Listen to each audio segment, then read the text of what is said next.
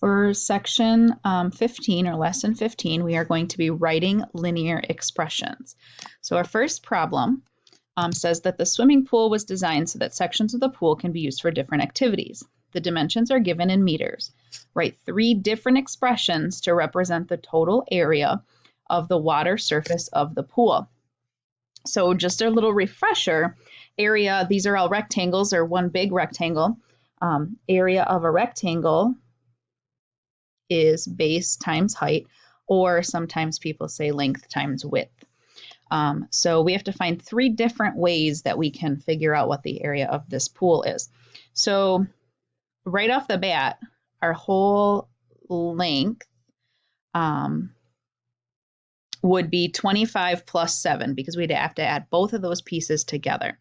So 25 plus 7 first, and then we're going to multiply that by how tall this is, and that would be x plus 8. So that would be one way. And then let me erase those.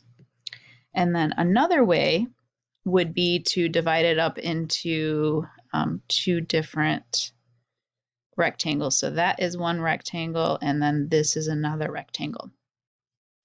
So the first, the larger of the 2, this one here, is 25 across, and then we have to go up x and go up another 8. So we're going to have to do 25 times x plus 8 for the height. And then we're going to have to add to that this 7, and then the height of that is x plus 8. So 7 times x plus 8 for that one. So we divided it into 2 different sections. So we had this larger one that was 25 by x plus 8 on the side. And then we had the smaller one here that was 7 here, and then times x plus 8. We had to add those 2 together. Then for our third one, we're going to divide it up into the 4 different rectangles here. So the swim lesson is 25 by x. So that would be 25x. The lap swimmers would be 25 by 8. The kids area would be 7 by x. And the water therapy would be 7 times 8. And we would have to add all of those together. So there's 3 different ways we could have broken that problem up, but we still end up with the same answer when we simplify those expressions. All right, now the next part says evaluate each of the above expressions when x is 10. So for number 1, we're going to have 25 plus 7 in the parentheses. So 25 plus 7 is going to be 32. And then in the parentheses, in the other parentheses, I have x plus 8, but they're telling us x is 10. So then I would have 10 plus 8 in the parentheses. So that would be 18. So I have 32 times 18. Do that really quickly here. I get 576. And they told us those were meters, and area gets squared for a label. And then for our expression number 2, again, we're going to put a 10 in for every x. So I'm going to have 25 times 10 plus 8 plus 7 times 10 plus 8. So that's going to simplify down to 25 times 18 plus 7 times 18. So 25 times 18.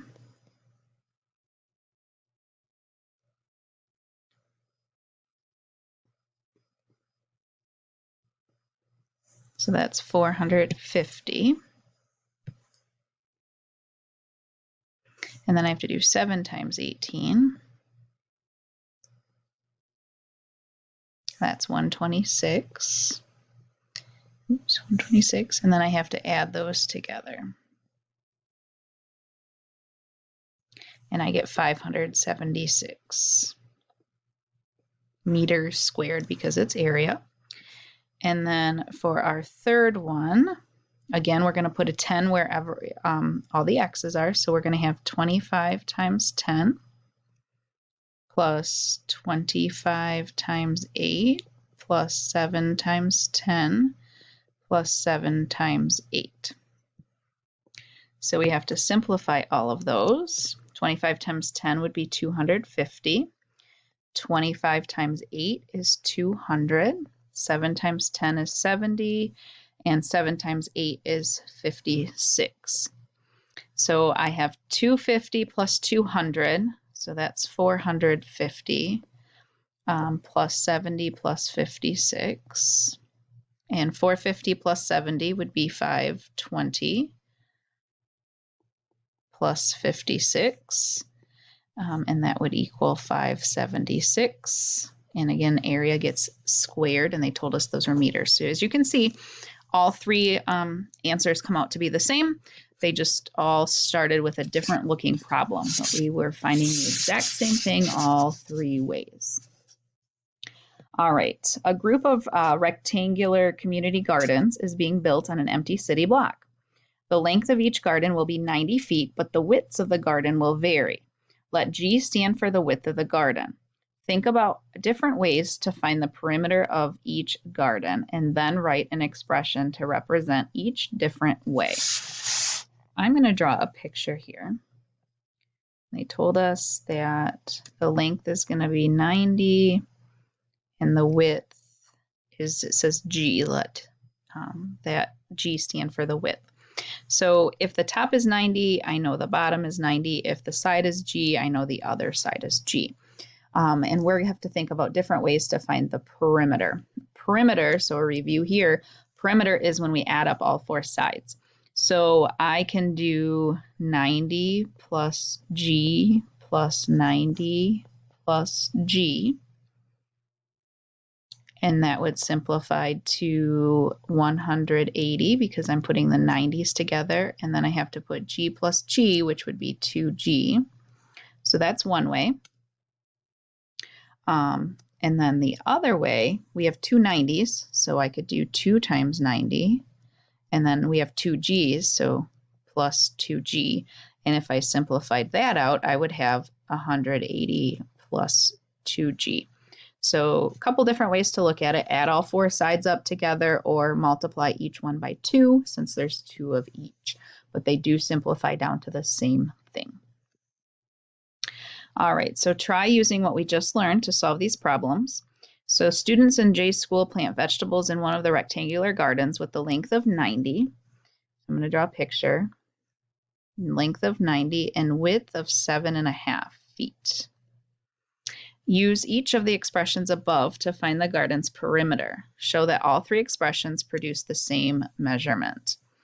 So we're going to have 90 plus 90 plus 7.5 plus 7.5.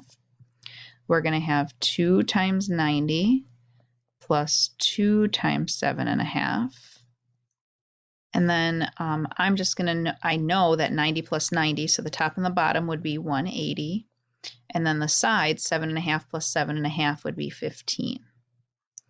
And it says show that all of these produce the same measurement. So if I go through and add 90 and 90 make 180 plus 7.5 plus 7.5, I'm going to end up with 180 plus 15, and that would be 195.